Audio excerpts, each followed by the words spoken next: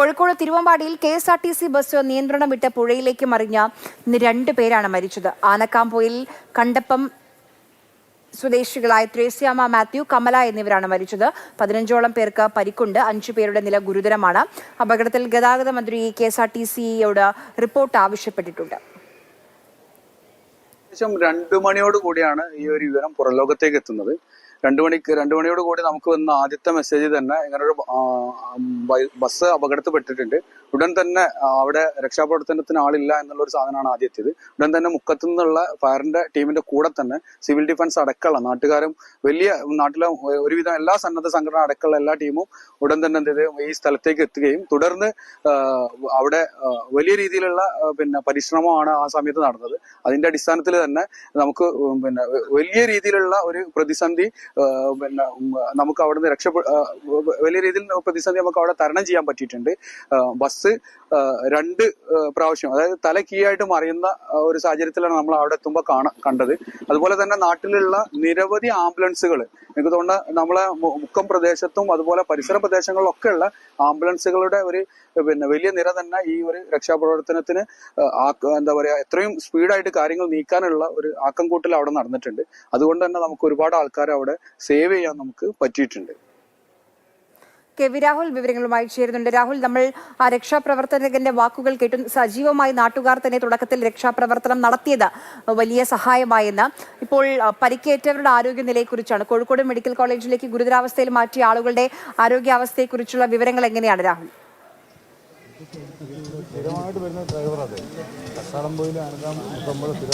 മലയോര മേഖലയിലെ ജനങ്ങൾക്ക് സഞ്ചാരത്തിനുള്ള ആശ്രയമാണ് KSRTC ബസ്. സീറ്റിൽ മുഴുവൻ യാത്രക്കാർ, നിന്നുകൊണ്ടും യാത്രക്കാർ. അങ്ങനെ ആനക്കാംപൊയിൽ ഭാഗത്ത് നിന്ന് തിരുവമ്പാടിയിലേക്ക് പോവുകയായിരുന്ന ബസ്സാണ് അപകടത്തിൽപ്പെടുന്നത്. 2 പേർ മരണപ്പെട്ടു. നമ്മൾ പറഞ്ഞു, കോടഞ്ചേരി സ്വദേശി കമല, അതുപോലെ ആനക്കാംപൊയിൽ സ്വദേശി ത്രേസ്യ എന്നിവരാണ് മരിച്ചത്.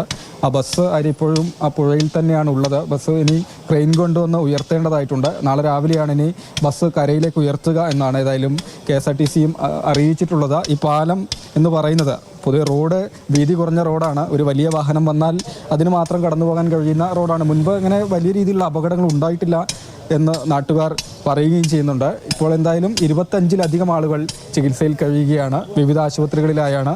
തിരുവമ്പാടി ലിസ, ഓമശ്ശേരിയിലെ ശാന്തി ആശുപത്രി, KMCT medical college, Kozhikode medical college എന്നിവിടങ്ങളിലും. ഒപ്പം കണ്ടക്ടർ രജീഷിന് അല്പസമയം മുൻപ് ഓമശ്ശേരിയിലെ ആശുപത്രിയിൽ നിന്ന് മിംസ് ആശുപത്രിയിലേക്ക് മാറ്റി എന്നുകൂടിയാണ്. കണ്ടക്ടറുടെ തലയ്ക്ക് സാരമായി തന്നെ പരിക്കേറ്റതുകൊണ്ടാണ് ഇതെല്ലാം ആശുപത്രിയിൽ നിന്ന് മാറ്റിയിട്ടുള്ളത്. കൈവരി തകർത്തുകൊണ്ടാണ് ബസ് പുഴയിലേക്ക് മറിയുന്നത്. ഇതെല്ലാം അവിടെ ഒരു മരമുണ്ടായിരുന്നു, അതിൽ ഒന്ന് തട്ടി നിന്നു.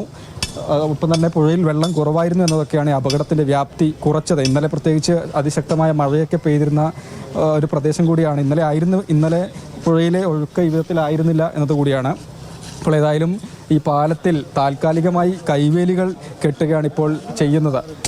ഈ റോഡ് പണി നടന്നു വരികയായിരുന്നു. ജീവനക്കാരൊക്കെ അടുത്ത് തന്നെ ഉണ്ടായിരുന്നു, ക്രെയിൻ അടക്കം ഉണ്ടായിരുന്നു. അങ്ങനെയാണ് ഈ രക്ഷാപ്രവർത്തനം വേഗത്തിൽ നടത്താൻ കഴിഞ്ഞത് എന്നതുകൂടിയാണ്. കൈവരികളില്ലാത്തത് കൊണ്ട് കൈവരി താൽക്കാലികമായി ഇപ്പോൾ കെട്ടുകയാണ്. ഒപ്പം ഈ പാലത്തിലൂടെ ഗതാഗത നിയന്ത്രണവും ഏർപ്പെടുത്തുകയാണ്. വലിയ വാഹനങ്ങൾക്ക് നിയന്ത്രണം, ചെറിയ വാഹനങ്ങൾ മാത്രം ഇനി ഇതുവഴി കടന്നു പോയാൽ മതി എന്ന രീതിയിലുള്ള നിയന്ത്രണമാണ് വരുത്തുന്നതും. ഏതായാലും ഈ നാടിനെ സംബന്ധിച്ച് അത്യന്തം ദുഃഖകരമായൊരു അപകടമായി ഇത് മാറി എന്ന കാര്യത്തിൽ സംശയമില്ല.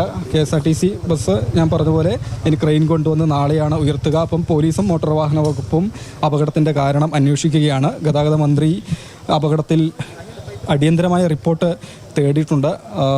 അതുകൊണ്ട് തന്നെ മോട്ടോർ വാഹന വകുപ്പിൻ്റെ ഉദ്യോഗസ്ഥരൊക്കെ സ്ഥലത്ത് വന്ന് പരിശോധിച്ചു. വാഹനം കരയിലേക്ക് ഉയർത്തിയാൽ മാത്രമേ അപകടത്തിൻ്റെ കൃത്യമായ കാരണങ്ങൾ എന്തൊക്കെയാണെന്ന് പരിശോധിക്കാൻ കഴിയുമെന്നാണ് ഉദ്യോഗസ്ഥനും പറഞ്ഞത്.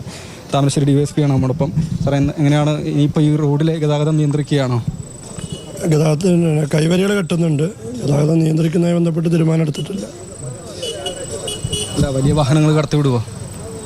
വാഹനങ്ങൾ കടത്തിവിടണം. നാളെ PWD ഇതിൻ്റെ സ്ട്രെങ്ത് പരിശോധിച്ചിട്ട് ഒരു ഫൈനൽ തീരുമാനം പറയും. അപ്പം തന്നെ കേസ് എടുത്തു കഴിഞ്ഞു? അപകടത്തിൽ FIR എടുത്തു. കോഴിക്കോട് മെഡിക്കൽ കോളേജിലും ഇൻക്വസ്റ്റ് ആരംഭിച്ചിട്ടുണ്ട്. ഓമശ്ശേരി ശാന്തി ഹോസ്പിറ്റലിലും ഇൻക്വസ്റ്റ് ആരംഭിച്ചിട്ടുണ്ട്. ആശുപത്രിയിൽ SP അടക്കം പോയല്ലോ.